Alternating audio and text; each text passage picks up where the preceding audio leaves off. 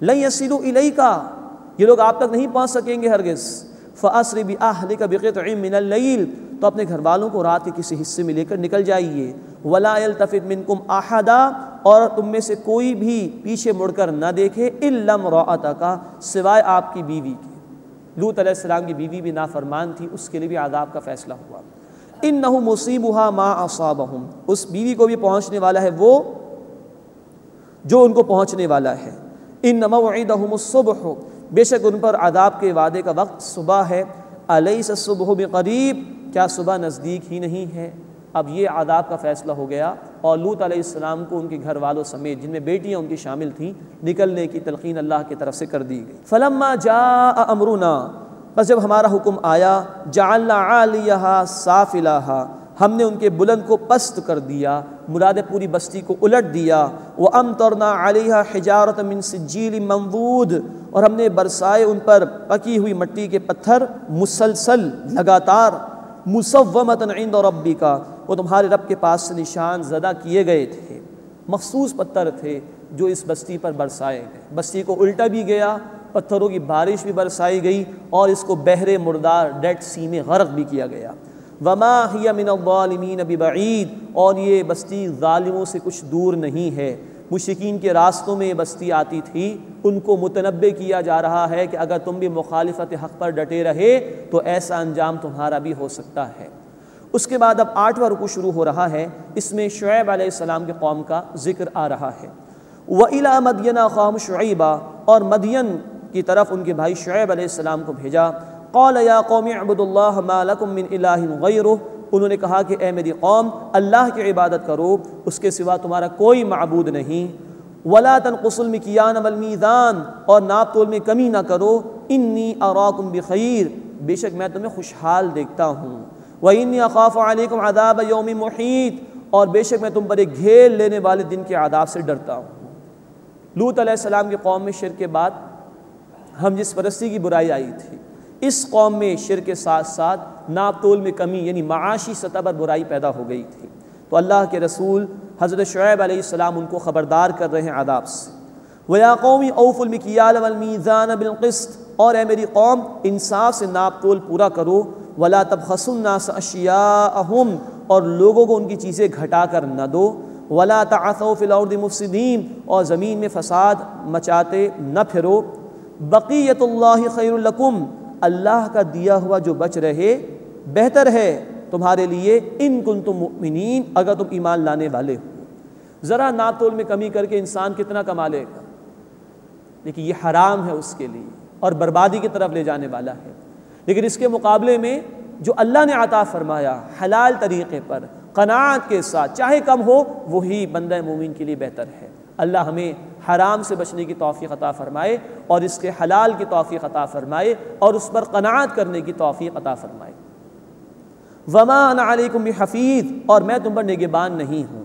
قالوا یا شعیب، وہ بولے اے شعیب، الصلاۃ تأمرک ان نترک ما یعبد آباؤنا، کیا تمہاری نماز تمہیں یہ سکھاتی ہے کہ ہم انہیں چھوڑ دیں جن کی ہمارے باپ دادا عبادت کرتے تھے؟ او ان نفعل فی اموالنا ما نشاء، یا اپنے مالوں میں ہم جو چاہیں وہ نہ کریں؟ انک لانت الحلیم الرشید، بے شک تم تو بہت ہی باوقار، بڑے ہی نیک چلن ہو۔ اب یہ قوم کی ڈھٹائی کا مظاہرہ دیکھیے، وہ کہہ رہے کہ کیا تمہاری نماز ہمیں غیر اللہ کی عبادت سے روکتی اور اس سے بھی روکتی ہے کہ ہم اپنے مالوں میں اپنی مرضی نہ چلائیں؟ یہ ہے ایک محدود تصور دین کا۔ نماز کیا ہے؟ اللہ کا ذکر، اللہ کی یاد کا ذریعہ، اللہ اکبر کی صدائیں، اللہ سب سے بڑا ہے، باقی ہر شے چھوٹی ہے۔ تو یہ نماز یقیناً برائی سے بھی روکے گی۔ سورۃ العنکبوت آیت نمبر 45 میں الفاظ ہیں، ان الصلاۃ تنہی عن الفحشاء والمنکر، بے شک نماز بے حیائی اور بری باتوں سے روکتی ہے۔ تو یہ نماز واقعتاً اگر نماز ہے تو یہ انسان کو اللہ ہی کی عبادت کی طرف لے کر جائے گی، یہ حرام سے انسان کو بچائے گی، حلال کی طرف لے کر جائے گی۔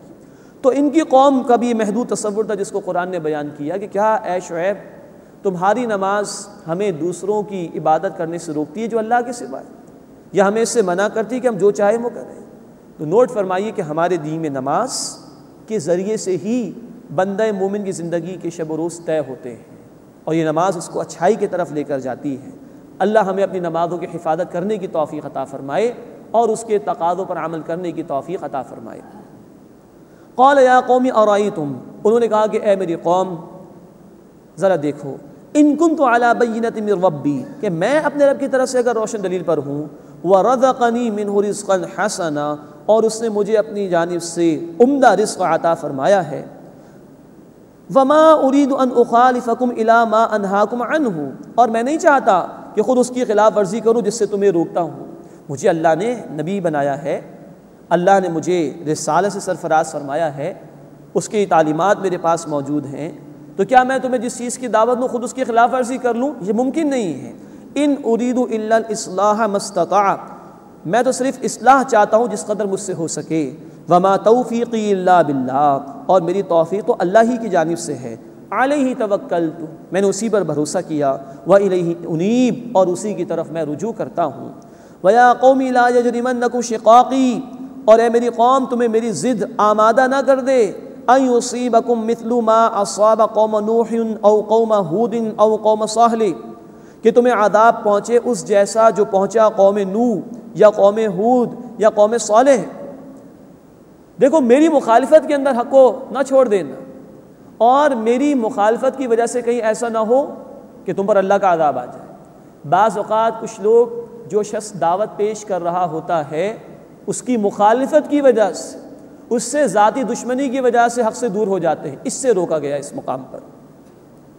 وما قوم لوط منکم ببعید، اور قوم لوط تم سے کچھ زیادہ دور نہیں ہے، یعنی زمانی اعتبار سے بھی ان سے قریب تھی قوم لوط، 600-700 برس کا فرق ہے، اور مکانی اعتبار سے بھی ایک دوسرے کے قریب رہے ہیں۔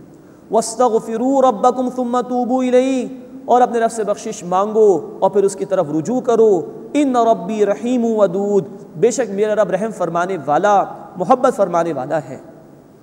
قالوا یا شعیب، انہوں نے کہا کہ اے شعیب، ما نفقہ کثیرا مما تقول، تم جو کچھ کہتے ہو ان میں سے ہم بہت سی باتیں نہیں سمجھتے۔ وَإِنَّا لَنَرَاكَ فِينَا ضَعِيفًا، اور ہم تو تمہیں دیکھتے ہیں اپنے درمیان کمزور۔ وَلَوْلَا رَحْتُكَ لَرَجَمْنَاكَ، اور اگر تمہارا یہ کنبہ، تمہارا یہ گھر نہ ہوتا تو ہم تم پر پتھراؤ کرتے۔ وَمَا أَنْتَ عَلَيْنَا بِعَزِيزٍ، اور تم ہم پر غالب تو نہیں ہو۔ قَالَ يَا قَوْمِ أَرَهْتِ أَعَزُّ عَلَيْكُم مِّنَ اللَّهِ، شعیب علیہ السلام نے کہا اے میری قوم، کیا میرا کنبہ تم پر اللہ سے زیادہ زور والا ہے؟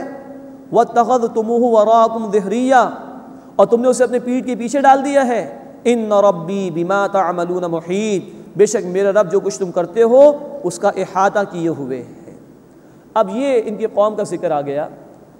انہوں نے کہا کہ اے شعیب تم ہمارے درمیان ہو تو کمزور، اگر تمہارا گھر نہ ہوتا تو ہم تمہیں سنگسار کر دیتے، پتھر برساتے تم پر۔ شعیب علیہ السلام نے بڑا پیارا جواب دیا، کیا میرے گھر والے اللہ سے زیادہ طاقتور ہیں جن سے تم ڈر رہے ہو؟ اور اللہ جو علی کل شیء قدیر ہے اس کو تم نے پیٹھ کے پیچھے ڈال دیا ہے۔ یہی معاملہ مشرکین مکہ نے نبی صلی اللہ علیہ وسلم کے ساتھ کیا تھا کہ اے محمد صلی اللہ علیہ وسلم تم قریش میں سے ہو، اگر یہ تمہارے گھر والے نہ ہوتے تو ہم تمہارے خلاف اقدامات کرتے۔ تو معلوم یہ ہوا کہ جو لوگ حق کے مخالف ہوتے ہیں وہ بندوں سے ڈرتے ہیں۔